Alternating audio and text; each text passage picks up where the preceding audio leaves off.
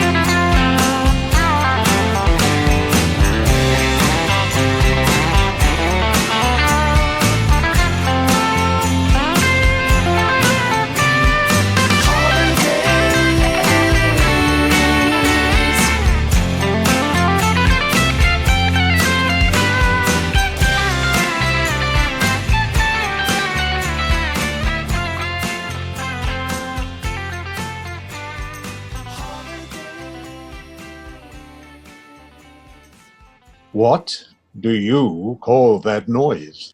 Thank you, Daryl, and Merry Christmas. You can find Holidays and a few other songs on Daryl's Bandcamp page at darylbean.bandcamp.com and on other platforms as well. And I'll leave a link in the podcast details so that you can listen to those. If you have an XTC-inspired song, do let me know at mark@xtclimelight.com.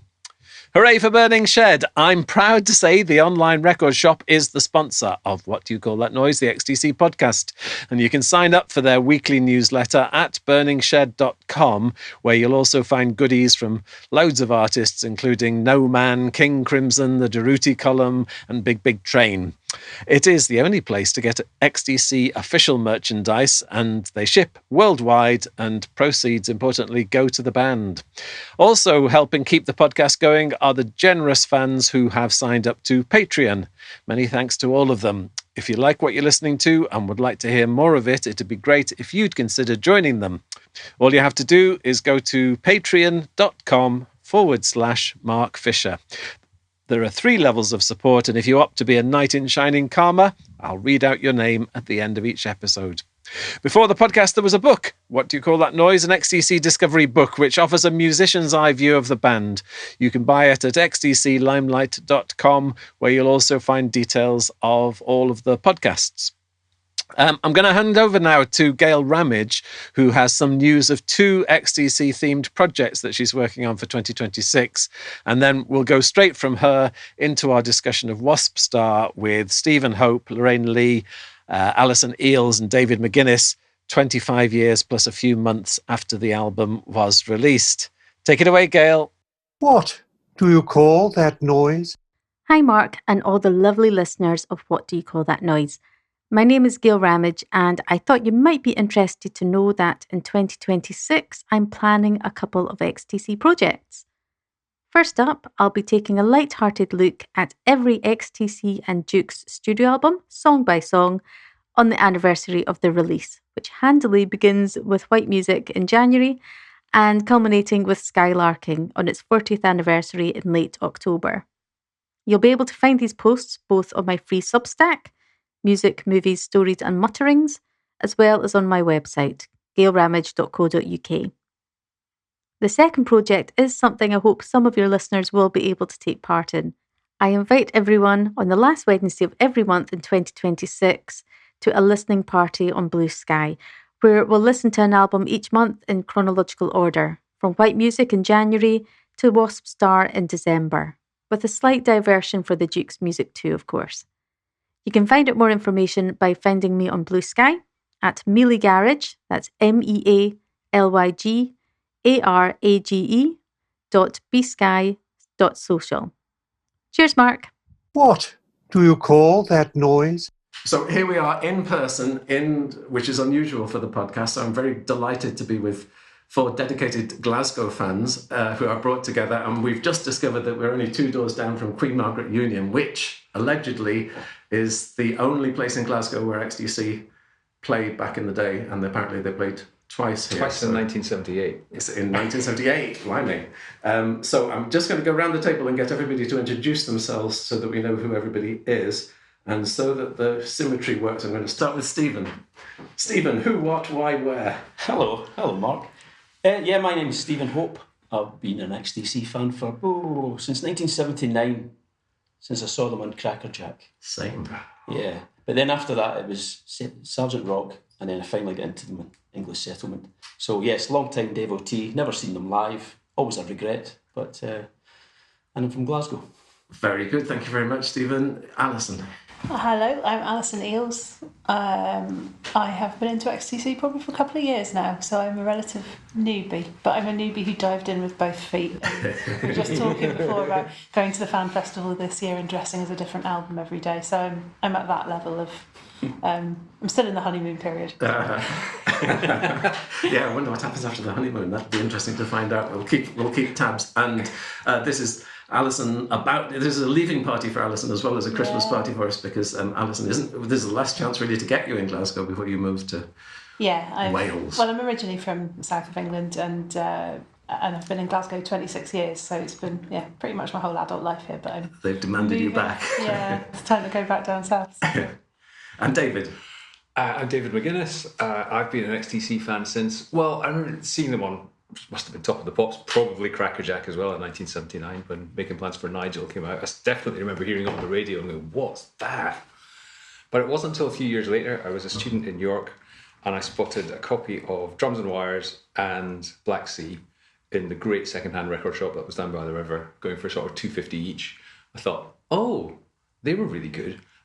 I'll get those. And then I was absolutely hooked ever since. And I had a letter published in Limelight in about 1986, I think, it's 87. Wow.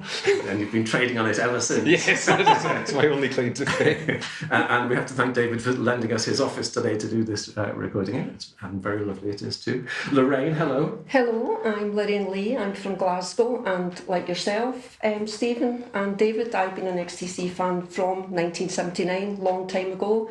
I remember I was at school about 13, 14, and it was Making Plans for Nigel, came on the radio, and Top of the Pops, absolutely loved it. And my friends and I went out and bought Go To and White Music from there, and that was us from there. Just been a lifelong fan. Not a musician or anything, but just a listener. and I appreciate them so much. Again, same as me, 1979, crucial year, I think, isn't it? I was born in 1979. Oh. Just to throw it there. In fact, last night on the Top of the Pops reruns, one of them was November 1979, and so we had obviously making plans for Nigel in the chart In the rundown, charts, but not on the show, sadly. What a shame. So we're here to talk about Wasp Star, which this year hit 25 years. We didn't have a podcast at exactly the right month, but we're just about within the year.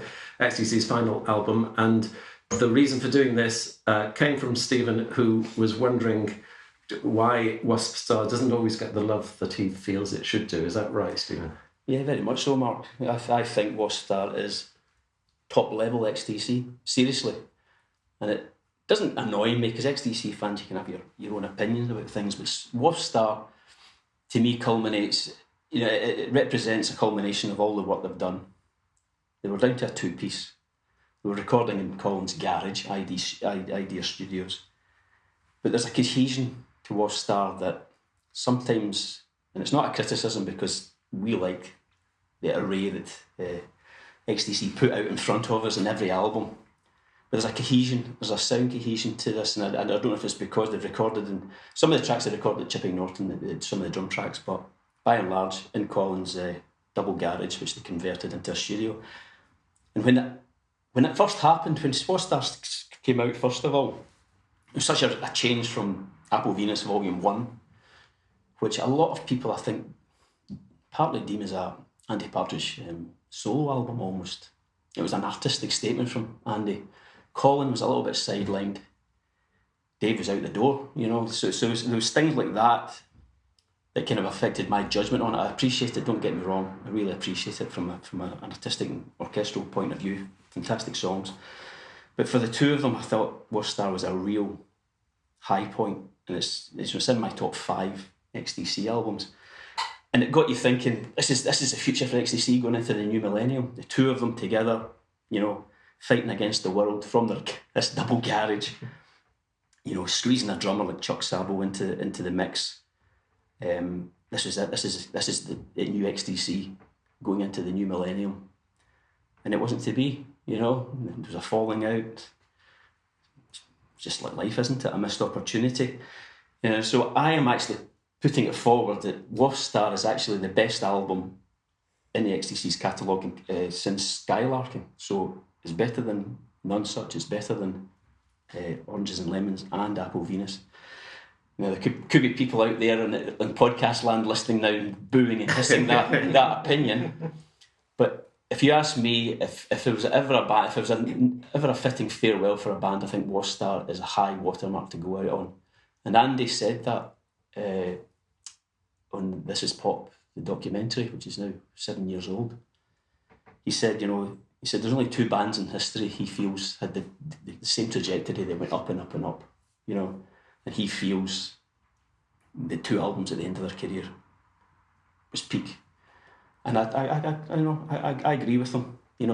If you count the Beatles as Abbey Road was their peak, you don't kind of count Let It Be. Let It Be came, was recorded before Abbey Road, but it was a kind of, their song songs a wee bit of a dampener because it came out after Abbey Road. But I think in terms of XTC's final Will and Testament, I think it's it's up there. It's up there as one of the best, and I think it's worthy of fans, maybe reassessing it in the 25th anniversary of the release of it. We're 25 and a half years now. So I'm quite happy for everyone to have an opinion on it. I've stated my case. That's a great opening salvo. And I was just saying to Stephen before we started that previously we did an episode on Mama, where I deliberately got people who are Mama fans all together to enthuse about Mama. In this particular case, it's not necessarily the case. I approached all of you and said, do you want to do Wasp Star? I'd be interested to know what your first reaction was, whether that was you thought, I've never listened to that record, or I hate that record, or yes, it's underrated. I'll start with Alison because you're looking like you're reacting. Do I? I do like reaction.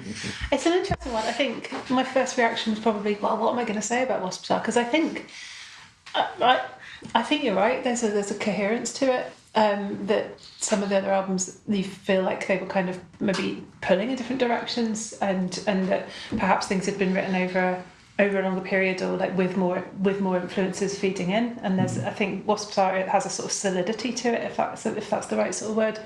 But then again, maybe that's an almost synesthesia thing, of because it's got the kind of more like of a tight kind of rock feel for a lot of it. Reflecting on it, and I listened to it along with Apple Venus this week, and I think what struck me is actually they're not that different. I don't think they are that different. I think there you could transplant some songs from one to the other. With, like, I think "Frivolous Tonight" could have been on Wasp Star. Yeah. You know, they're a kind and I can't remember which one. I think maybe the Wheel and the Maypole. I thought could have fitted onto Apple Venus. There's I feel like the kind of demarcation between the two albums is a little bit more. It's not a musical demarcation in the way that it's more just the way that the albums are talked about. And you've got those orchestral elements on Wasp Star as well. There's string and brass and stuff on Wasp Star. So that was my first kind of reaction, was actually they do feel like they're of a piece together, much more than perhaps being that they're being a split. How about you, Lorraine? I see them actually quite different. I was really pleased when Mark suggested we talk about Wasp Star, because I haven't listened to it for about 20 years, seriously. Is it 25 years old, Jen? Yeah. But really glad I have, because when I listened to it I forgot how good it was, and I forgot half the songs on it and things. But when I listen to it, I love Apple Venus 1, and I think I love Apple Venus 1. That's my type of vibe, I suppose. Because I love history, Thomas Hardy, and that to me just brings in, English harvest time and the 19th century, and I just absolutely love that. But I think with Wasp Star, what struck me straight away was the guitars were so, I don't know the musical term, but not grungy, but I had a word for it earlier, but I can't remember. Strident, aren't they? Yes, It really struck me, the guitars, and I thought that was, Is It Playground was a really good opening track. It smashes through the door, doesn't it? Yeah, totally. And then Is It Stupidly Happy after that? So it keeps that whole sort of rhythm going, like really high energy, which is very different from Apple Venus 1. So I love them both. I do, but I think it's the sort of juxtaposition between history and the modern. So I think they tie together, but like one's one side of the other. Because obviously the XTC always talk about everyday things, and so I see that sort of 19th century versus 1990s. And that's why, to me, that's what ties it together. But I'm an Apple Venus 1 person, sorry. I want to join in with everybody. But yes, I do agree with you. Yeah, David, you come in. Well, when you asked me, I think I emailed you back, and I thought, it feels like that's on that record you can hear how long it took them to get it out, because there was that huge gap between Nonesuch and then Apple Venus Volume 1 finally comes out, and there's still all this stuff that they haven't managed to get out. So by the time we get to Wasp Star, it's been sitting around, not gathering dust, but kind of gradually morphing for years and years. And I thought, some of it a bit overworked, to some of it a bit of a sort of demo that's been overdeveloped. And I listened to it again, I thought, no, wait a minute, this is great. and like you say, right from that first guitar riff, and it's, Chuck Saville doing a bit of a Terry in the intro. It's like, no, we're back in this world again now. A bit like the Big Express after Mummer. It's like, it's this. Yeah. But what really struck me about it was, the second song, Stupidly Happy, that's kind of the theme of nearly all of Andy's songs on this whole record. He's in love again. He's just ecstatic about everything. And the only one that isn't is Wounded Horse. And what I hadn't noticed until listening to it now, because at the time I sort of, do you have to really wallow in the self-pity that much? Come on. And now I see it's a parody. It's not that straightforward. I can see Neil Innes singing it, and looking at the camera with this kind of very mournful, I'm so sad, and actually, playing it for laughs. And the sort of things like the little sigh and all the things. But because it's so confident, I think that his singing is really great on this record. Both are singing. And Colin, each of those songs is builds its own world. Yeah. And they're quite sort of dramatic. They're quite theatrical, and they're all very, very all three, is it? Are very, very different from each other. Yeah. And like you said, the whole thing has this great coherence about it, and they're both right at the top of their game. Yeah. That Wounded Horse, in the notes in the Apple box set, talking about the demos actually, and I do actually think, and in the notes, Andy suggests that the demo for Wounded Horse might be better than the final version. And listening to the two, I think he's got a point, because it somehow, the demo somehow feels less. XTC don't normally do a genre song, and this is very much a sort of bluesy whatever, and that's quite unusual for them to do, and therefore is unusually predictable for them. But that thing that you're saying, David, about his whether it's tongue-in-cheek or whatever, what he says is, I enjoyed the misery of Wounded Horse.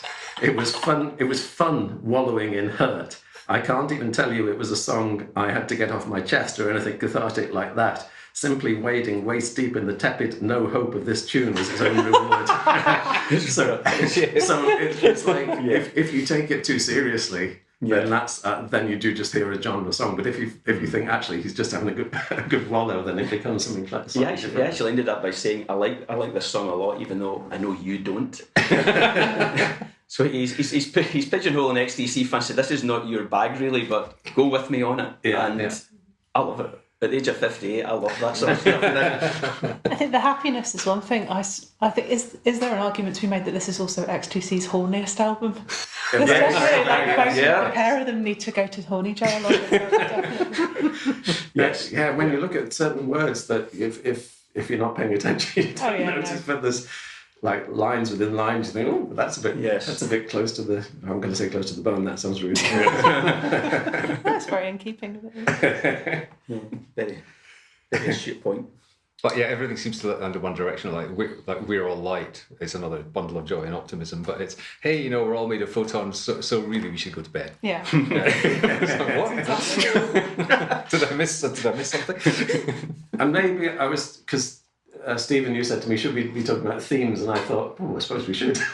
And that sex is a theme, going to bed is a theme, being happy is a theme. But I think also maybe it's just a sort of sense of being at one with the world and saying, all these mad things happen. Yeah. We can be concerned about them, but they're going to happen regardless what we do. For Colin and for Andy, I think that sort of came across. I don't know if did you come up with a theme? No. There's all sorts of things that even in some of the lighter songs, there's like little mentions of things like extramarital affairs. Andy was going through a painful divorce in the 90s when he wrote a lot of these songs, and obviously certain songs on this set are kind of like trying to kind of fight against that general feeling, but he can't help himself. He brings in, things like the man who went off and rode his wife's bike and all that sort of thing. He can't help himself, but that's the artist he is. He's putting it out there for everybody to take. But no, David's right. There is a lot of nice light feelings, but I mean, even the tune of "I'm the Man Who Murdered Love" is quite joyful. Mm-hmm. But just look at the title. But how you can have have the confidence to actually sing, oh, it's the middle of the song, when you get to the middle of the song. You've got to be feeling pretty good about yourself to have the sheer brass neck to do that. Yeah, I know. It off. It's, I know. And he puts it to the listener as well. I'm the man who murdered love. What do you think of that? And meanwhile, Colin is living in this sort of sitcom, carry-on movie existence.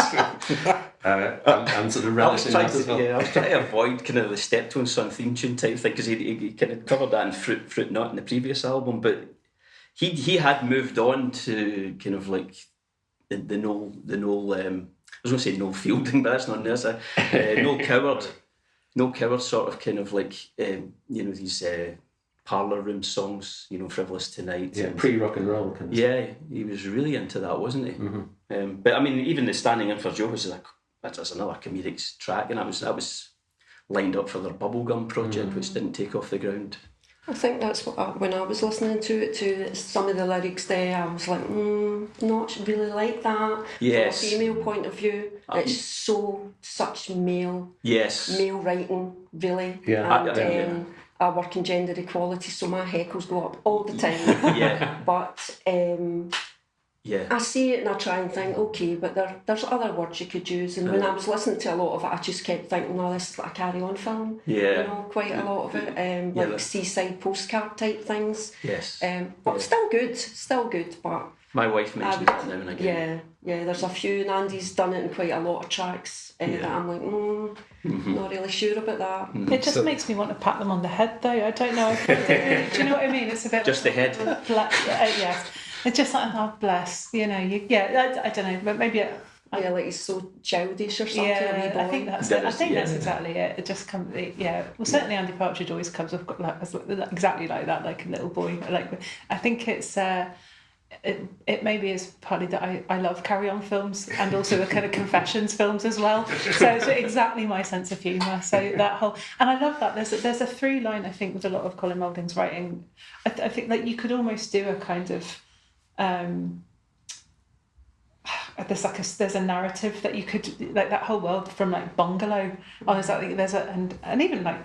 Even Making Plans for Nigel, there's a whole little world there with like actual named people who live in named places, and you know you could weave a whole story there. So I sort of feel like Mouldingville, isn't it? Yeah, Mouldingville, I love that. He's created this little village, and we've just dotted around each character and where they live. It's Moulding's town plan of Swindon again. Exactly. Oh my goodness. Well, I mean, and I think you mentioned like how good both their voices are. I don't think Colin's vocal performance has ever been better than on Boarded Up. That's just it's gorgeous. It's so. He's got this earthiness to his voice at this period in XTC's time.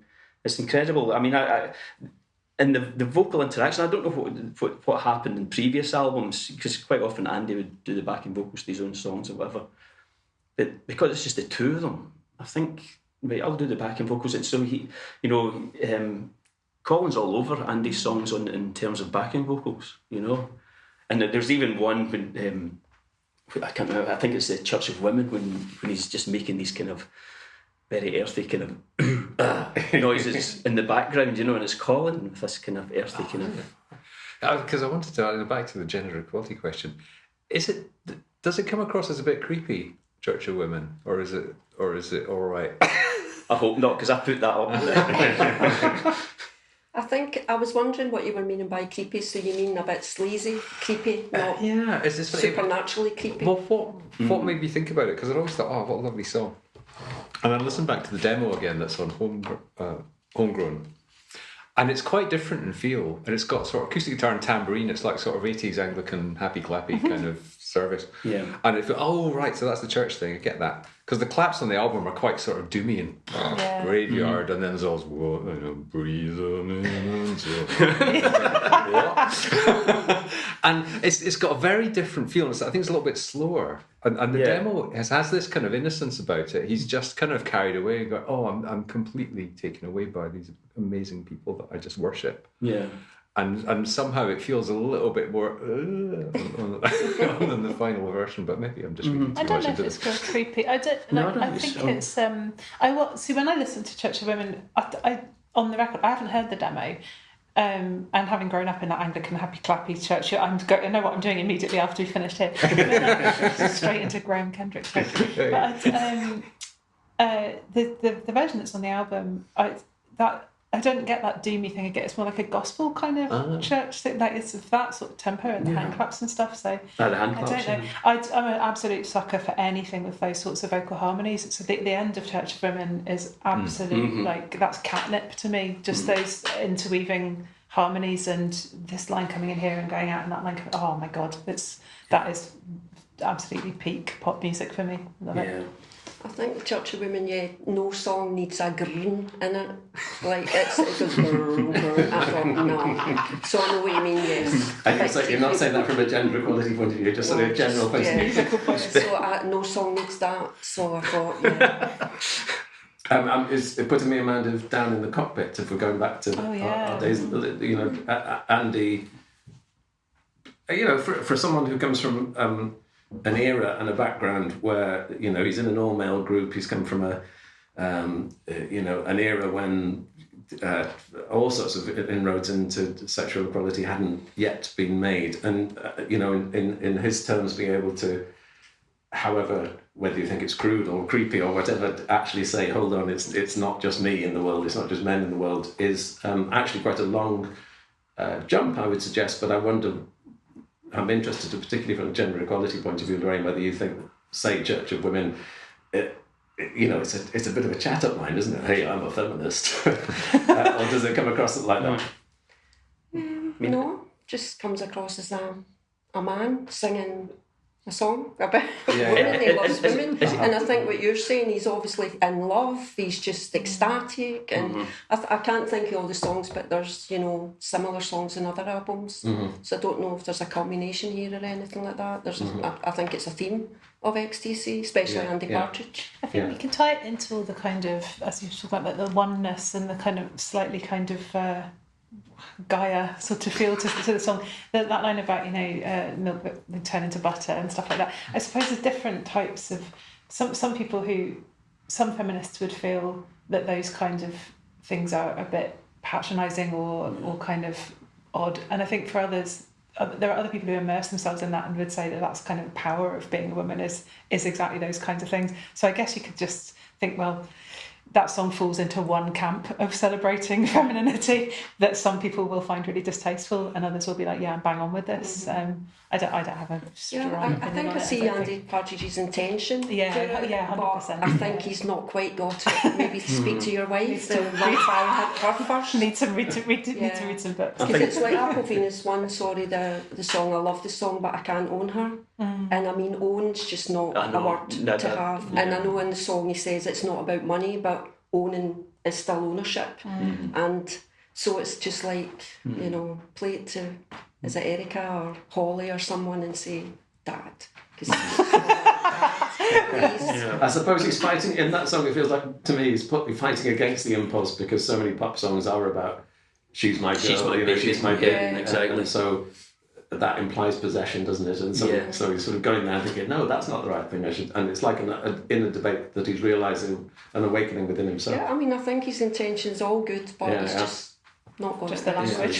Slight language. It's treading a fine line sometimes. It's in this day and age, it's very difficult sometimes to kind of like either not come over. It's not this day and age anyway. No, I know. Sorry. Excuse me. Coming over is you don't want to come over as patronising, because women shouldn't have to be told you're great. You don't have to. You shouldn't be told that you're.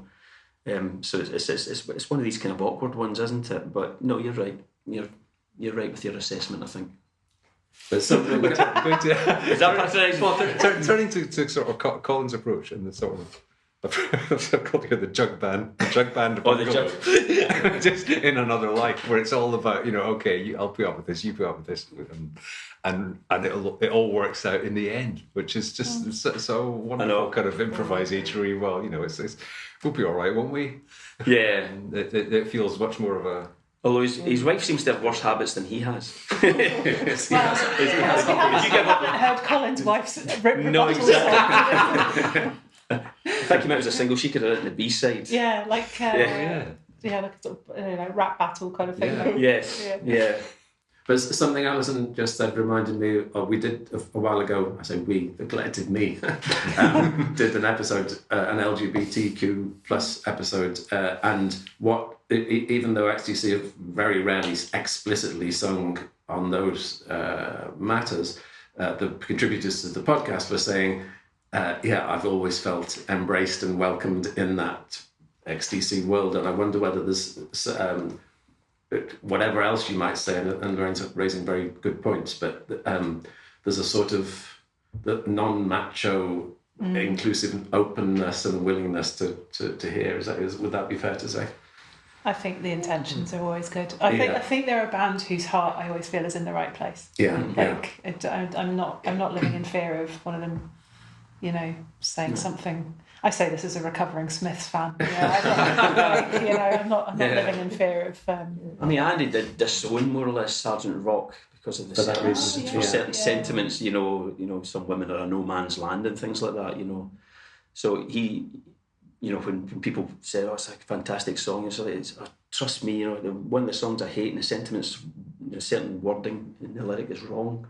He put his hand up to that, I think that's part of the heart being in the right place thing, is if you can reflect and go, actually, if I wrote that song again today, I wouldn't phrase it like that. Yeah. Maybe, and it's 25 years since this album, so if he was writing Church of Women today, it might be quite different. Because I think Sergeant Rock, I love Black Sea, that's one of my number 2 probably. Is it? Oh yeah. But I loved Sergeant Rock. I loved all those songs when they first came out, and I didn't think them all. I know what you mean. As we, you learn more about and culture changes and things, then I wouldn't be happy with it. But I loved all the songs, and when I listen back to some now, I'm like, for goodness sake. You can go back to music history. So many singles, well-known songs that you just sang as a child. Yeah. And then you start to think about it. And you're wearing a Rubber Soul t-shirt today, and the last track on that sings "Run for Your Life," which is like, yes, that can't. No. Father Sing You're Dead. Yeah, I know. Yes, I know.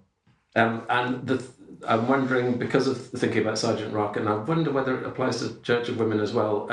Andy's gift and passion and facility for metaphor means that if there's a problem with Sergeant Rock, is that he's using comic book war-ish sort of language that is consistent with the metaphor, but means a different thing in a different context. It's like you talking about I Can't Own Her. It has a meaning that works within the metaphor, but maybe not in the real life application. And then within Church of Women, he's going for, there's lots of religious and churchy sort of lines which push it into the area of adoring the women in a way that you might, if you hadn't have thought of that metaphor, maybe you wouldn't have started off from that point of view. Mm-hmm. Yeah. Mm-hmm. Perhaps, I don't know. Yeah. Do you think it's creepy, David? You started this.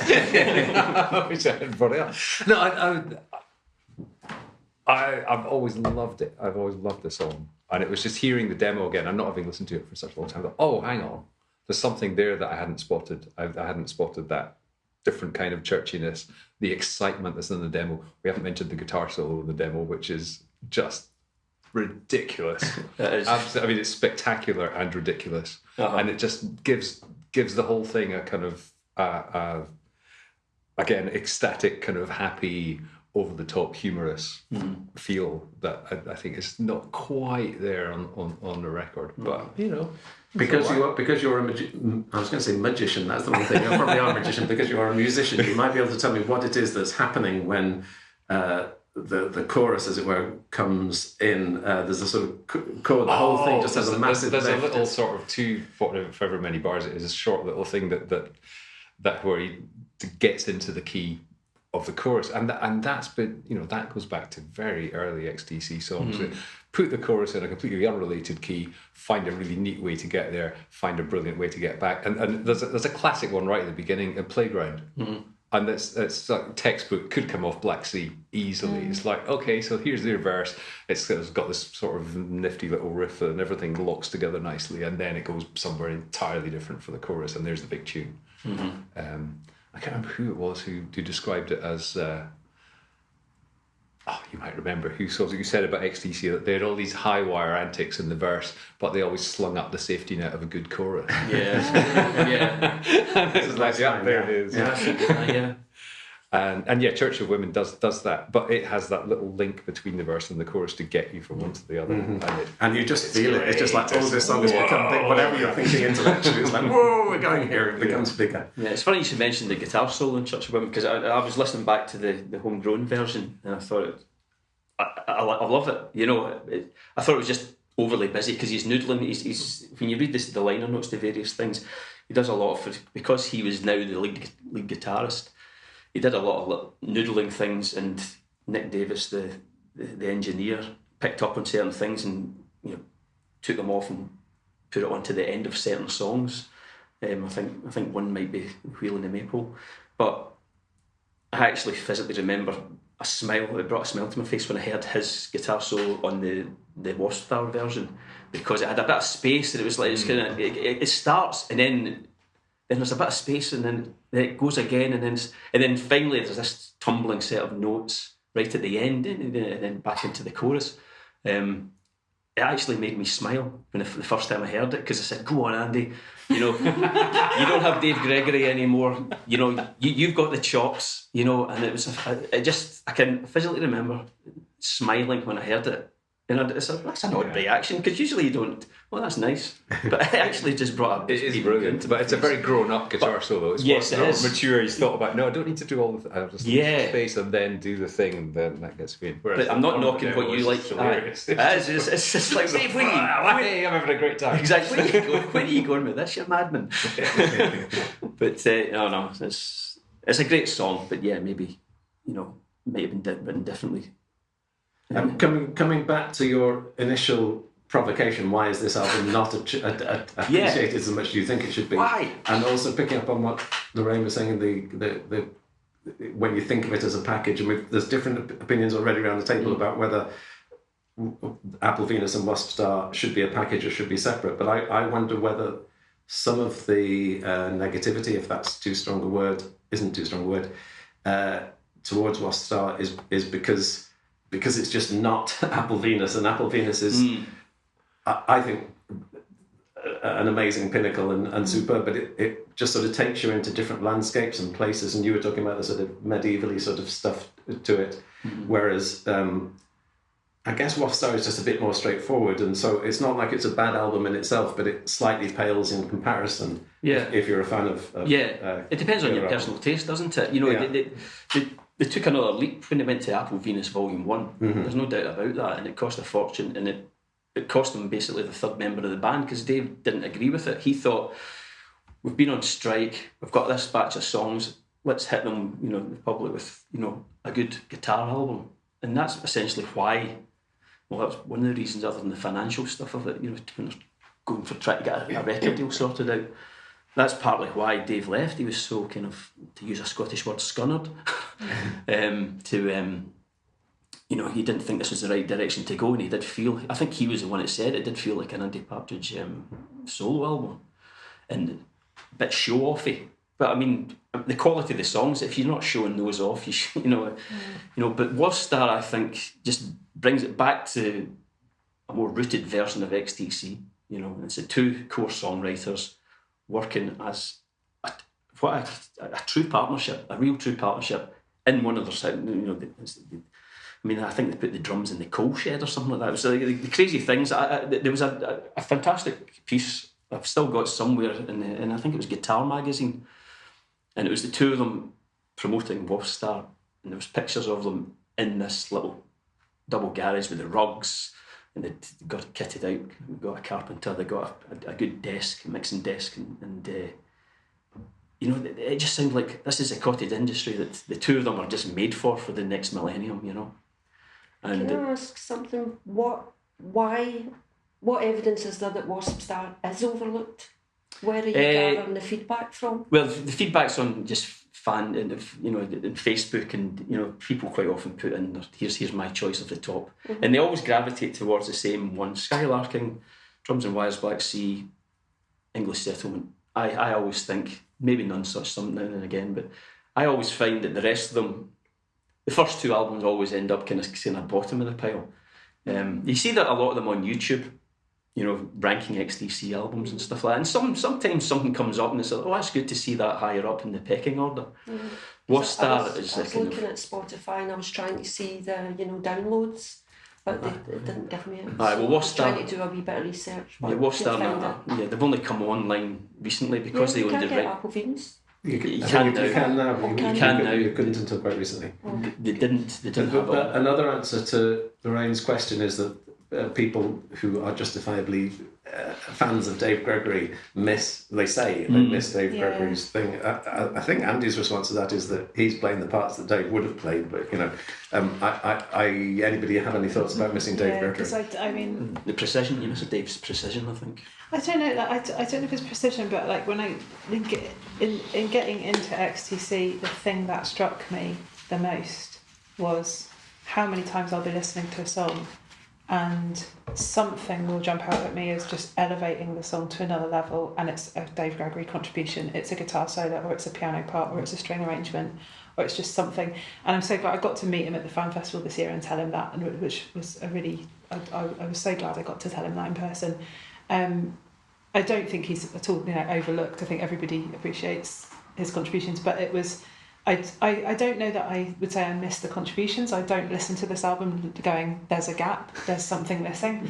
But I do wonder, with the Sound Apple Venus, what they would have been like. I think that's the thing that I wonder. I wonder what bits are not there that might have pushed things up a notch, and but then at the same time, knowing the sort of circumstances and knowing how unhappy they all were working together at that point, you think, well, probably if he was still kicking about, there maybe wouldn't have been those moments. There would have maybe but there might have been a horrible tension. Yeah. In especially if you were working out of a garage, that's not going to be ideal, is it? But I think that's, for me, that's the thing, is the what if. It would have been interesting to hear. I mean, they more or less scrubbed Dave's contributions to Apple Venus 1, apart from maybe a piano on Your Dictionary or something. Can't quite remember. They kept something because he did get a credit. XTC are Colin Moulding, Andy Partridge, and then on this it was Dave Gregory. It just felt so kind of, oh no, come on. I just think the notes in Homegrown. What am I talking about? Homegrown. Andy talks about, and We're All Like, which, listening to it again just this morning, I thought, that's the one that sounds most like it's a demo that's been dressed up, I think. Well, it did this morning anyway. But what Andy says about it is that when he took it to the other guys, they went, well, what was it for us to do? Because it was all finished. He'd done it, and there it is. It's a complete thing on the demo. And it would have been that whether Dave was a member of the band or not. Well, he'd already said, well, what do I do? There's a line in one of the liner notes that says Dave called it a piece of genius. So he obviously heard it, but obviously heard that version of it, and that's a sign of him being sidelined a little bit, and that's probably kind of what grew, the tension grew within the band, various things like that. But then you've got other things which are just so completely finished. I mean, to bow out on your last record with the Wheel and the Maple, and it's these two songs that have been sort of stuck together like a sort of Frankenstein thing. But the way it's done is absolutely masterful. The number of things, I was just listening to it again this morning, thinking there's so much going on. And the song Everything Decays, which is quite dark and twisted, comes out with this irresistible energy behind it, and it's powering towards the end. It's going to be I was thinking, like, if the whole album was like 90 minutes of static plus the Wheel and the Maple, it would still be fantastic. Because it just lifts me so much to hear it. I get these little kind of micro obsessions with tiny little slivers of songs, and that, so just tiny little bits. I'm trying to think of other examples. When it rains, all the colours in my paint box from Bye for Rainy Day. I will just listen to that bit over and over again. And If the Pot Won't Hold Our Love, that bit of The Wheel and the Maple, I will listen to just over and over and over. And it feels like it's putting on that same sort of medieval. It's got that. I don't know. It's got a sort of. It feels like it's got that. It feels like something ancient in the middle of this pop song. I love it. I've said to Mark quite often, if you do a podcast where you get on XTC's final songs on albums, we've always spoken about that, haven't we? The interesting thing here is this song, they didn't know it would be the last song on the last album at that point. They probably still thought they had a future at that point when they were recording it.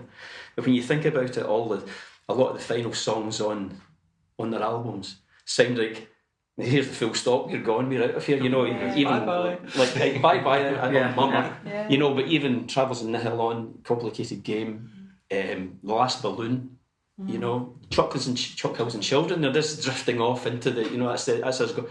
It's almost as if every single album has been their farewell. It turns out this one was their farewell, but it's still a fitting farewell because it's fantastic, and it goes out on these arpeggio guitars, and if you listen back to Colin's bass in the last minute, it's absolutely bonkers. It just. I used to be a bass player, but I don't know. The notes he plays on that is just ridiculous. There's so much complexity all over this album. Given that it comes across as a sort of maybe on a first listen it might come across as quite a straight ahead. I think maybe the songs that stick in your head are the simpler ones than, I don't know, like Stupidly Happy is the one that for me will just, and we're talking about the kind of key changes between verses and choruses, and go from Playground into Stupidly Happy where it's just a loop pretty much through. It reminds me of that Stuart Lee thing where it's like, I can tell jokes, I just choose not to. It's like, I can write a straight ahead pop song that is the same chords over and over and you will not get bored, I just choose not to do it. Yeah. I was thinking that like, when people say what songs should you get played at your funeral, and like the logical thing is Wrapped in Grey or something, but then I thought, no, actually it should be Stupidly Happy. That would be great at the funeral. I got that song played on Six Music not that long ago. Did you? Nick Grimshaw does the breakfast show on Six Music, and they do a session called Cloud Busting, which is just get away the morning clouds, just see some clear blue sky. So they call it, they want suggestions from folks. So I thought XTC are never on this, so I'll put it in. Stupidly Happy, and that's what he played it 10 minutes later. Obviously it was a very slow day. He's playing it within 10 minutes of me sending this in, and it's because of his age maybe, I don't know, I think he's like maybe born in the mid-80s. He said that, and that was Ecstasy, which is Alexa, if you ask Alexa to play XTC, she said, here's a selection from Ecstasy. And it's what Stupidly Happy is, I think, the only song on the album that they play in EXTC, Terry Chambers. So I think the fact that Terry Chambers is obviously kind of on board with it, again, it goes back to the opening of this album is back to basics, isn't it? Yeah. It's back to, and in the earlier formation of EXTC, they did it as a round, so half the audience were doing da da da da, and around the room. It was great. It really worked as that. Did you see that? You've seen EXTC? Yeah, I've seen it a couple of times. Yeah. I don't know if they were doing it at that point. It was when Steve Tilling was with them. I've seen it with Steve. No, they didn't. No, I've seen them without Steve Tilling as well, and they played Stupidly Happy that night. Yeah. It was Prairie Prince that played on Stupidly Happy. It wasn't in the drums. So.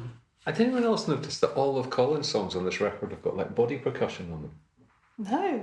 Or something like body percussion. He refers to hitting his trousers hitting his Marks and Spencer's trousers on. Yeah, because it's boarded up. And then there's sorry, phrase. In Another Life, there's something very sort of physical that's not drums going on. Yeah. And then in Standing In for Joe, it's him slapping his legs. Okay. And it's like it's all sort of there's something sort of very corporeal about it. You know, maybe it's the inevitable consequence of a band that hasn't toured for however many thousands of years and is left just hitting their bodies around. You can't be bothered plugging the drum machine in. It's just like, all right, let's do this. Colin's Bobby McFerrin era. And the other thing, in Another Life, there's no bass. He's the bass player. The bass player, blimey. Yeah, I hadn't noticed that. Radical. Pretty brave for a bass player. Yeah. I'm trying to read these liner notes if in Another Life, if there's, I can't really read it. It's quite on black here. My eyesight can't quite make it out, but Colin goes off at tangents and all these liner notes. There are mentions of Alf Garnett here and all sorts of things. Yeah, Stanley Holloway, Knees Up. But that they took the harmonica, they took that from his basic demo because they couldn't reproduce this a suitable sound for it. But the beautiful brass parts in that flugelhorn is just absolutely spot on. Well, you can comment as somebody who has done arranging for most of your life, I suppose. Comment on the peripheral is the wrong word, but the additional stuff. I mean, it's the Wheel of the Maypole is the one that absolutely blew me away because there's so many different things going on. It's so complex, but none of it feels forced. Because there's a string arrangement. There's Kate St. John playing oboe, which is wonderful. But it's nothing is leaping out at you. It's all just part of this very particular atmosphere, which couldn't be made any other way. I think that's particularly good. I'm trying to think what other tracks I've got. I've got people. Yes, because I suppose because Alison's point was that the songs can be interchanged with the earlier album, but with Apple Venus. But I agree with you. But in some of the Apple Venus ones, the orchestra is so present that that is so it's not present in that sense. I mean, it feels to me that they've got all the really difficult stuff out of the way. The stuff that was really stretching them, and I think particularly at the end of the record, but actually all the way through it, that there's a level of confidence that comes out, especially in the singing, but I think it's there more widely, that they're not quite so much trying to do the impossible with this one. Yeah.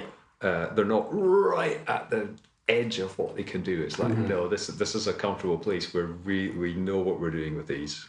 Yeah. This is this kind of song. It's going to sound like that. Yeah, because I remember someone will correct me if I'm wrong. I remember reading an interview with Andy Partridge talking about Knights in Shining Karma, and that he'd really struggled with playing the guitar on it, and that, like, because it was fingerstyle, and he was like, oh, I'm rubbish at finger picking, and I'm not happy with this. And then the confidence that's on the guitars on Wasp Star is totally the flip side of that. It's like, I'm going to do what I know what I'm doing. Yeah. The Wasp instrumental. This is before the days of DVD, the box sets and stuff like that. They brought out this because they milked it to because they owned it all. They milked it to the nth degree. So they brought out demos, they brought out the actual albums, and they brought out instrumental versions and signed everything. But it's quite a good resource in terms of, and this is what happens after 1 minute 3 seconds. And it does describe what who comes in or whatever, and it's quite a good resource, and it's amazing how much you miss instrumentally when the vocals are on top.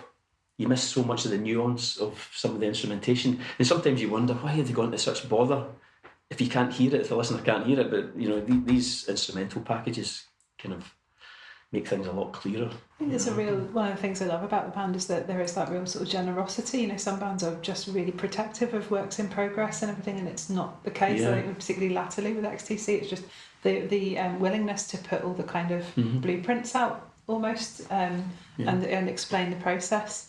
I think that maybe they are a group of quite nerdy people who like to keep track of all this stuff. Listening to interviews with Dave Gregory, where he's kept extensive diaries of every recording session and written down exactly what they did and when and on what equipment. And I love it. As somebody who has studied music and and songwriting, it's just amazing to be able to dive into the almost real time thoughts and creative process. But they still work on a really just a listener level, because that's what you were saying earlier on to me, Lorraine. I'm getting lost now. No, but you don't look at it microscopically. You just look at it as a basis of the actual song. I mean, I love the the orchestration and things like that. But I listen and I appreciate it, but I don't dissect things to the nth degree, which I think a lot of XTC fans do. Oh God, I'm terribly guilty of that. I'm like, I don't want to say geeks, but quite a few. The band encourage it. I think it's okay to say there's literally an A flat in the string section on the second verse of Wrapped in Grey. That is literally one note that's like, oh, it's my favourite note. Is that right? Yeah. Like, you listen to that. I'm at that level of nerdiness. Yeah. But I think for me, one of the joys of getting to know XTC right from the beginning was that I couldn't decode it instantly, because it's one of the reasons that I don't listen to XTC as much as I might listen to other things, is that I can't listen to XTC while I'm working. No. Because all of the structures are not what you expect. It's never the obvious thing. Very, very, very seldom is there something that goes in a commonplace or well, I nearly said natural, but and what doesn't always do what you would expect it to do. Very seldom. And so so if you're trying to have another train of thought at the same time, it's not going to happen, because it's constantly going to be broken by the surprises which are happening coming out the speakers over there. So they demand to be. They can't be background music. They have to be listened to, I think. Yes. Yeah, but for some reason I've always resisted figuring out, well, what is that chord anyway? Because I quite like not knowing. I quite like, well, I couldn't play the guitar like that. I'd have to sit and figure, really. Andy doesn't know the chords. I was going to say that's reflective. I think that's reflective of the writing. Yeah. And just picking out shapes and going, that sounds great. How do you remember it though? I played that, but you can remember things. Well, if you listen to the demos, he describes them as he goes along to himself, so that he can listen back and remember what they are. But I remember, when I was still a music student, hearing him talk about doing Big Express and how a lot of it was just taking the chords of some songs and putting them onto open E tuning and seeing what happened. And so, and I thought, wow, that's fantastic. So he hasn't thought through what's going to come out. He's just got decided, right, I'll take this song and play it on this instrument that's tuned differently, and oh, whoa, and another song comes out. Yeah. And then that develops into something else. And so not really understanding, on a technical level, what the harmonic structures are, sort of, seems appropriate. No, I'm not, and I'm in awe of the people who've done like huge transcriptions of English settlement and in enormous detail and figured it all out. I'm like, oh wow, that's what it is. Oh great. Oh, I'm glad somebody else worked it out because I wasn't going to. Do you feel that, Lorraine, about that? Not having XTC as background music, can mentally can you have them going on in the background? Yeah, it's okay. Yeah.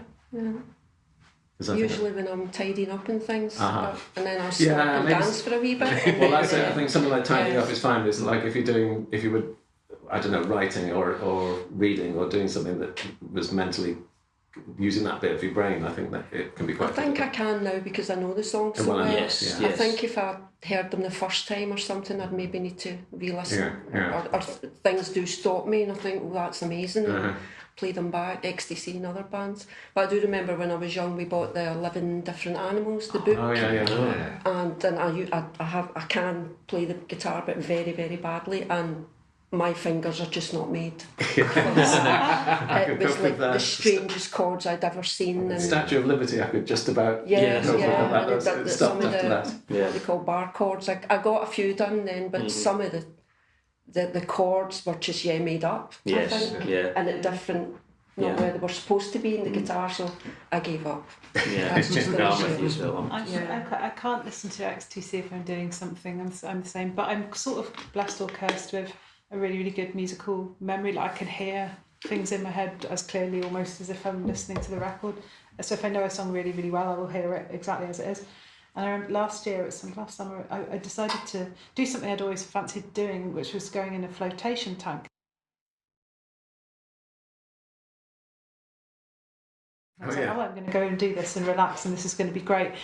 And, they say, with the sensory deprivation, your brain starts doing weird colours and patterns and stuff, and you start saying, and none of that happened for me. I got in, laid down, floated. After sort of 10 minutes of panicking because I could hear my heartbeat and I was freaking out, then my brain just went, God, this is a bit boring, isn't it? Melt the guns. And it was just like straight. So for the remaining 50 minutes of the session, I had Melt the Guns on a loop in my head. So even if I choose not to listen to XTC, it just by default now it's like something will just play in my head. And the second time I did it, it was Summer's Cauldron that I got. Drowning here in summer. Well, I suppose a bit more, a little bit. That's fascinating. And you're talking about something more than just an earworm. You're talking about the whole thing. Like the whole song played through from start to finish, and then the needle goes back on the mental turntable and it starts again, for 50 minutes. Yeah. In a pleasurable way? Is it? I can't quite tell whether that flotation tank experience was a good one or a bad one. Do you know what? I wasn't mad about it. It could have been worse. You put me off it. What we haven't really mentioned at all is I wrote down some notes this morning as I was listening, and the first thing I wrote down about Wasp Star was great tunes. They're brilliant. God, they can write tunes. I know, and they're absolutely stuck in my head just from a few days of the structures of how you get from one place to another as well. There's all sorts of little things. I just took notes down when I was listening to the instrumental versions, and Andy says, we've put a bell in 1 minute 30 or whatever like that, and when it came in, because you're not hearing the vocal, you're hearing, and it sounds to me like, it's like a reference to Towers of London when they start hammering the metal and stuff like that. Is that on Playground? Yeah, Playground, sorry. I've heard it's a playground bell. It is a playground bell, but it just sounds like this kind of like a real old-fashioned thing. It wasn't clanging the same way. It just, that sounds a little bit like Towers of London. And then you've got Holly Partridge singing the Playground. That was a little observation.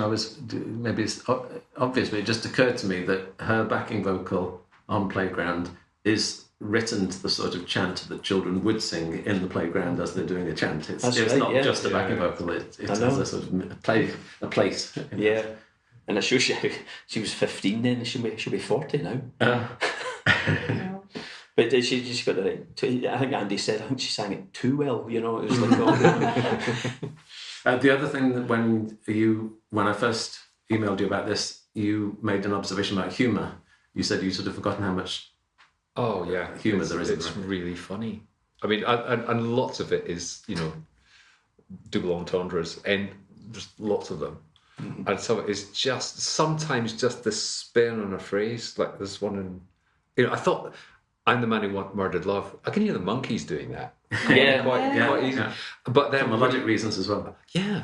But then when he gets to the before you throw me in your dungeon dark, Your Honour, they'll be putting statues up in every part, and the way he fits in that Your Honour, Yeah. and suddenly you're in this sort of little theatrical picture.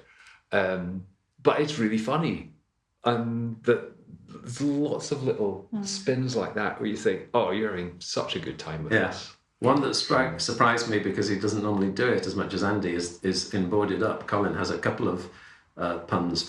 Two by folded up. Two by folded Is a up. very Andy line. Yes. It's actually him. Yeah. And then what was the other one? Was I've forgotten what the other. There's another guy. Oh, the other one is Beatle Band. Is like Oh, yes, Death Death Watch, Beatle Band, that's Yeah. wonderful. Yeah. That's right, yeah. But there's so many great lines in that. Oh, Boarded Up feels like, because we talked a little bit about kind of almost throwbacks to previous records, but there's a line, isn't there, between like Ball and Chain and Ball Yeah, and yeah. It's the Colin Moulding planning system. Planning but sometime planner didn't know where to stop. He's not happy with the way Moulding Village is shaping up here into the 20th Yeah, century. yeah. He's like, hold on a second. Yeah. Can anyone make out what it is he whispers at one point? Apparently it's boarded up backwards. Oh. But I think the connection with there, I don't know if anyone watches Homes Under the Hammer. But Colin Moulding songs are in it all the time. Is it? Boarded Up and Ball and Chain. Is that right? Seriously? So when Wow. if some so a roof was derelict Yeah. and it was called, and the house was boarded up and they play Yeah. Boarded Up. Amazing. It's great. You watch Homes Under the Wow. Hammer. Oh, There's that's so brilliant. many XTC. Yeah, I've seen people comment on Yeah, Facebook, but yeah. I didn't realise it was specifically Colin's songs. That's Well, I don't know that's what Colin you've songs, noticed. I Yeah. think it depends. But when I heard Boarded Up, I thought of Ball and Chain as well. Yeah. And I was thinking, oh, Homes Under the Hammer. We'll have to find out who's working there. So and there get must them be on. a fan. That's Yeah. right. So, we're listening out for the Bungalow. Yeah. English Roundabout. English Roundabout, yeah, there's got to be. That must be on it. I heard Green Man once played on Football Focus. You would not believe it. You know, and this footballer appears and I've heard Wake Up. Wake Up Strange. appeared in one of these morning programmes, but one of these refurbing a house. Wow. Wake Up. Oh, It's a strange one. No, that's The quite best sad. I've heard was Publishing. Red on Coronation Street. seriously. Coronation Street in the Rovers Return. It must have been the 80s and Red was playing. Go to I've started listening whatever to Betamax in. yeah. I've started listening recently to Laser 558. The old pirate station from the 80s has been revived, and I've found like a way of listening to it in AM signal online. Somebody there is an XTC. There's 2 or 3 songs a day, I would say. Like, I listen to it all day. It's just and deep cuts as well, not Yeah. obvious things. Talking about deep cuts, We're All Light, which is a fantastic song, which Dave called a piece of genius. Lisa Tarbert played that on her. She's a big Radio 2. fan. She's a Yeah. big fan, and she played that. Says, "Oh, that's you don't on a Saturday night on Radio 2, We're All Light, a deep cut from a 25-year-old album. Wow, that's good going." And that's one that, a bit like songs on Apple Venus, it just goes in directions you just don't expect, the length of the lines and everything, isn't it? And the humour as well. You used to play yeah. on Jack and Jillian years ago and stuff like that. You know, it's just. And I can never get that song.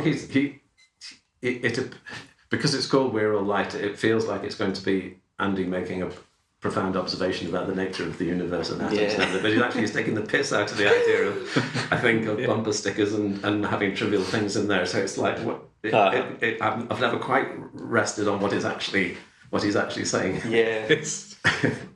And David might appreciate this. The organ solo at the end of We're All Light, it's thanks to the liner notes. It was Andy. It wasn't any of the really technical piano playing, keyboard playing was done by Nick Davis, but Andy had a go at this on an organ, and he wasn't happy with the first version. And then he tried it again. He wasn't happy with the second version, but just this sense of serendipity, he just put 2 of them together. And if you listen to them, there's 2 different things getting played, and they somehow kind of come together. He called it Mike Ratledge after a circular saw accident, I think. But that's quite common. I think certainly with the guitar parts, quite often in Dave Gregory's time in the band, you'd have it was Dave and Andy playing off at each other. So it's always like the same things happening. You know, two separate guitar lines that kind of come together and make something incredible. Yeah. And maybe it's the same sort of thing with the organ part. Yeah. Two different parts that just overlaid are spot on. Exactly. I know. I think that's particularly true of like early XTC when they were still playing live, is that every musician would have a really distinct part, and you, that's what Terry is playing, that's what, and in a way that a lot of bands, again, they might make quite a good noise, but there's a sort of genericness, there's nothing, you couldn't particularly identify a bass part or a drum part, but I think there's that sort of clockwork way of putting all of these pieces together is jigsawing them all together. I often think that the best groups, full stop, are the groups where you can hear the personality of every member. Yeah. And that's always been the case with XTC. I mean, it gets blurred sometimes, you know, like, oh, who's playing that bit? But, you know, so think of, you know, the first two albums, Drums and Wires, Black Sea, in fact, most of them. You know exactly who's playing which. Or sometimes you need a little bit of knowledge to know, it's always David plays the 12-string or whatever. But that sense of you're hearing individuals being themselves musically, even when they're not singing. The guitar duel at the end of Books Are Burning, you know, Andy, Dave, you know, it's like, which kind of takes you back to the Beatles Abbey Road and on the end, you know, when the three of them are doing it. But, you know, it's really good, nice to hear the different sounds, and they've always spoken about that, the difference in their guitar techniques. You know, Andy's very more choppy, and, you know, Dave more kind of analytical, I think, in his playing. But, you know, that kind of balance just works so well in conjunction with each other. I think the one song we haven't mentioned, if I'm right, is My Brown Guitar. Well, we did talk a bit at the beginning about Horny Jail, didn't we? Oh, that's true. I've just written down the Jukes to you innuendo. I've written brooding layered guitars on a song about Andy's appendage, by and large. You know, a follow-up to Pink Thing. Andy, this is another from, he's like, Andy wanted his guitar to sound like a thick brown crayon, which is synesthesia coming through, and I think he succeeds, because it does sound like a thick brown crayon. I think he manages to do that. But I'm sure there's a Peanuts cartoon where Linus is making Lucy some hot chocolate, and she says, "It just tastes like water that's had a brown crayon dipped in it." And he went, "Oh, okay, I'll go and put in another crayon."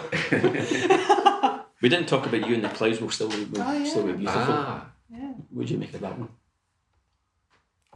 Does it remind you of Sting? It reminds me of Sting, but good Sting. I like Sting. You like Sting? I like connection, I don't mind Sting, but Sting in his sort of jazzy. Yes. Yeah. I think it gets more and more subtle as it goes on. It starts off as quite simple, and it's sort of lolping along, and it's some great lines in it. Yeah. But it just develops this kind of organic subtlety, and by the end you're like, wow, this is quite something. Yeah. But the chorus is fantastic.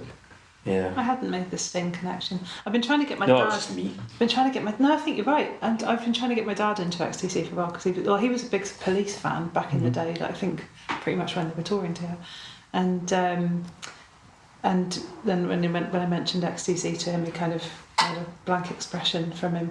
And then I said Making Plans for Nigel, and he started singing it. So, but maybe I should play him this one, because he quite likes Sting. You see that crossover, yeah. And he was a friend. Not long after we'd had that conversation, he bumped into a friend of mine who lives in the same town as my parents, and they were chatting. And my friend said, apparently my dad said to my friend, "Oh yes, Alison's got very into this band ZTC," which I just think ZTC. Apparently, it took him several attempts to get to that as well. So.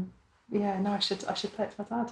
Yes, I've always been accused of being an AC/DC fan or a ZZ Top or something like that. Yeah. One of those bands with all the letters in it.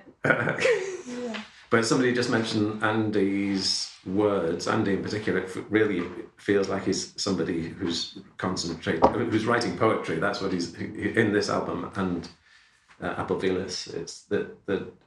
There's just it's so he doesn't mind sometimes having a line that even he doesn't know what the meaning is, but the opening line of Playground is like that. It's just what's it going on about? But it works on a poetic level.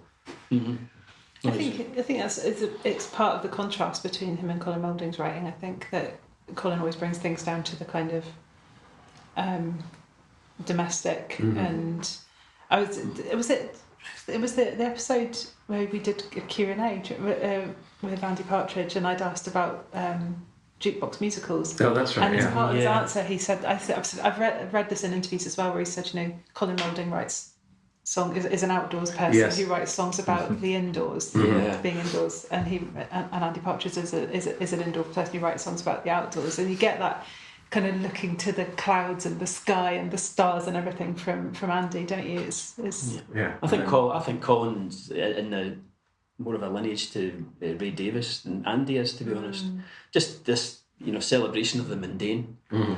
Colin has really kind of got that down to a fine art, even in the TCI side of things. When he's having goes at the local council and stuff. Yeah, yeah. And just scatter me. When I die, just like scatter me all over the place. He's got that humour. He's also got that kind of like seriousness of things that affect people in their lives. I think Colin, it's just a pity that Colin hasn't really written a huge amount since. I find that too. I love Colin Moulding's songs, and I think it is the sort of the domestic side, dead parochial, where Andy's like roads girdle the globe and all these things. And I love Colin Moulding songs. I love Andy Partridge songs, but there's just something I always veer towards Colin for some reason. I've got a Colin Moulding's playlist on my phone, from Apple Music. And finally I can complete it because of Wasp Star and McGuinness are now on it. And I mean, he did develop greatly as a songwriter, from back in the day. I just things love like Dance Band. And a bit like Ray Davies as well, just the I think he mundane became everyday more- things, and It's so it really beautifully resonates with you as well. It does, doesn't it? Because it touches the heart, because everybody's affected by these sort of subjects. The dewdrop on your nose and all this, it's just everything. We're talking about funeral songs too. Scattered Me is going to be in one of mine. Yeah. And Oh, when right. I'm That's getting right. cremated, it's Burning When Optimism's Flying. Perfect. Yeah. But I was thinking that because it's nice we're discussing a whole album, that you then get the structure of an album, and sometimes it means, for example, that a song that on its own might not be the greatest song, but sort of works in the context of the album. But it also means that contrast between Andy's work and Colin's work. It's just puts you just in, brings you into different rooms of the house, and it's this is here, and it's it couldn't be a solo album. Someone said solo album before. It isn't. No, it's true.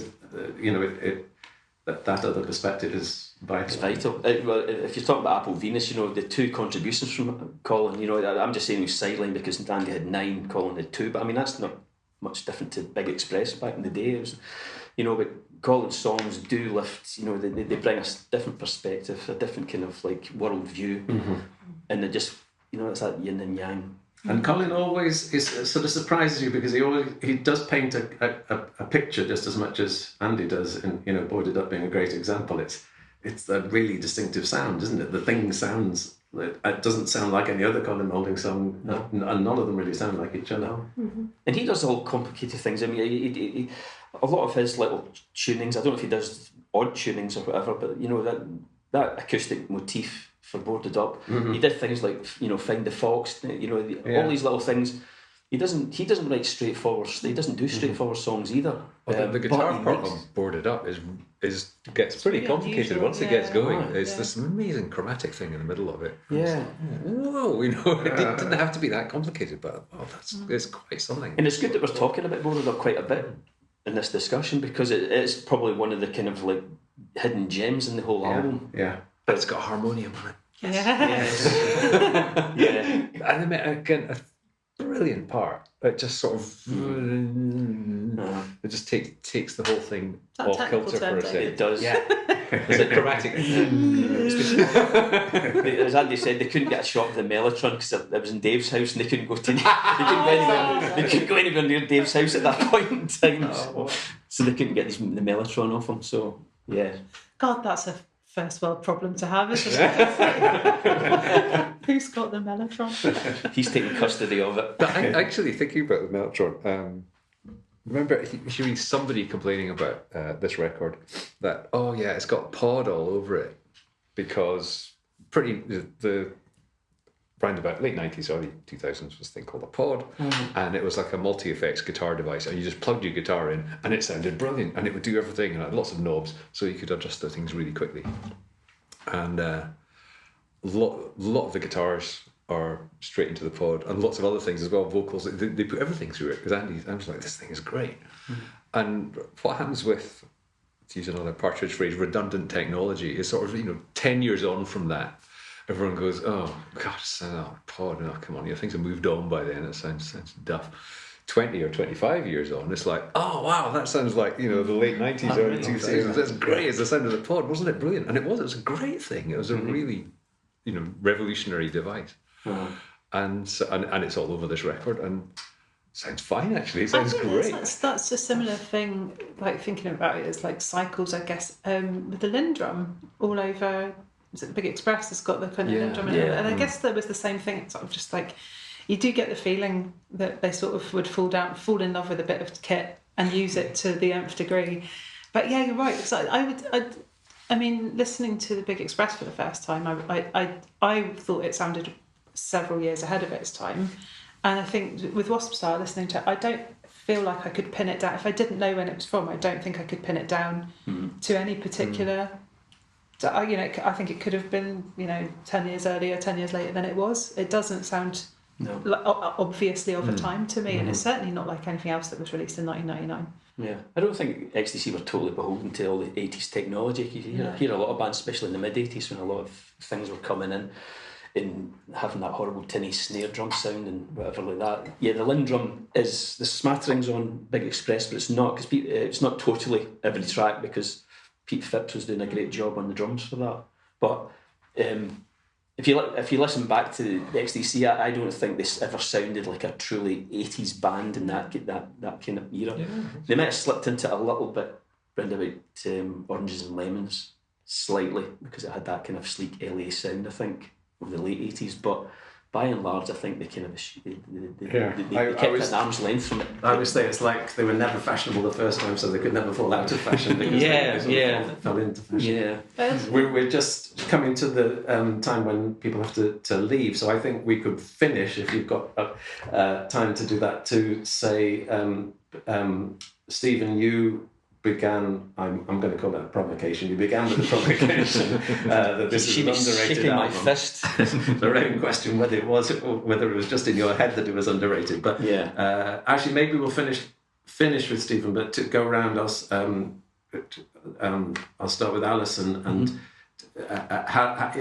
do you accept the premise? And have you been persuaded that this is a more interesting album than you thought it was an hour and a quarter ago? I didn't think it was underrated. Maybe it's neglected rather than underrated. And I think I've been listening to it all week, and obviously preparing to come and chat about it, and it's been a joy to come and listen to it. And I think sometimes it is nice to just remind yourself of how much there is in a record, that something that sounds maybe at the face of it like one of their less complex records isn't at all. Yeah, I this week I played it over speakers and on headphones, and the amount of extra stuff I heard on headphones. There's a lot to get your teeth into. Yeah. David? I think you're right. I think it's neglected. Partly because it hasn't been on streaming services until very recently. I hadn't even noticed because I'd assumed it wasn't, and then went and looked and there it is. It was very recent, I think that it has been neglected, and like my original reaction was, it's okay, and then put it on and thought, oh wait a minute, this is really great, and the amount of joy that bounces off it is what really sort of blew me away, because in a sense, some of Apple Venus Volume 1 is a little bit not worthy, but it's quite serious. It's this very serious undertaking, that record. Yeah. There's some really joyous things on it. Amazing joyous things on it. But quite a lot of it is kind of serious. Whereas this is it's just joy. It just bounces off it all the time. Yeah, that's a lovely way to put it. Lorraine, are you in agreement? I am in agreement, yeah. So I agree. I think it's more neglected I know that I've neglected it for years. Yeah, you're responsible. I bought the CD years ago and I don't have a CD player now, so it's just hidden in a cupboard somewhere. So I'm actually really glad you asked the question. Yes. And I have been listening to it all week, forgot how amazing it is, and it will be going on my playlist on Spotify, but I only use my phone, and so it's not the great, best musical experience I can hear through like my phone when I'm doing the dishes and stuff. But I've had it on all week, very happily doing the dishes to it. Yeah. So yeah, Wonderful. really glad. I don't think I was really up against it here. I think you pushed us. I think yes, I know. As you say, it was an open door. I think you're all spot on with your assessment. It has been maybe forgotten about a little bit, just put on the back burner, and people, a lot of XTC fans, just quite often go back to the kind of the kind of the main ones and skylarkings of this world, the English settlement, the so-called big hitters. But in terms of it wasn't a farewell as they intended. It wasn't. I think to go out on such a high is a magnificent achievement for a band. It was 12 albums in, down to 2 members, and I think they can be justly proud of it. Lovely. Well, thank you very much for the question, Stephen. Thank you, Alison, David and Lorraine, for fantastic contributions. I've loved the conversation. I hope you've loved it. And it's been brilliant. Good luck in your travels for all those of you who are not staying in these parts. And happy Christmas to all my listeners. Yeah, Merry Christmas. Merry Christmas. Thank you. What do you call that noise? Thank you to Stephen, Lorraine, Alison and David for such a fascinating chat. And thank you to David in particular for letting us use his office to do it in. Thanks to Daryl Bean for the music and Gail Ramage for being such a great XTC advocate. What Do You Call That Noise? The XTC podcast is sponsored by Burning Shed, the online home for all XTC CD, vinyl and official merchandise. And thank you to the many generous podcast supporters on Patreon who include the following Knights in Shining Karma: Terry Arnett, Kevin Burt, Lorenzo Ciarci, Cale Corbett, Liam Duggan, Jamie Dunn, Alison Eales, Jeff Farris, Mike Grafe, Robert Graham, Camille Henry, Stephen Hope, Alan Hughes, Rick James, Peter Kitchen, Marek Kraus, Jesper Kumberg, Robert Lawlaw, Adrian Loon, Liz Lynch, Marie Meikle, Yusuf Murrah, Amy Parkinson, Tim Parsons, Gail Ramage, Mark Reed, James Reimer, Amy Rustamura, Michael Sutcliffe, Steve Swift, Mark Thomas, Nigel Waller, John Wedemeyer, Lucy Verbitsky and Martin Whitley. Have a Merry Christmas and a Happy New Year.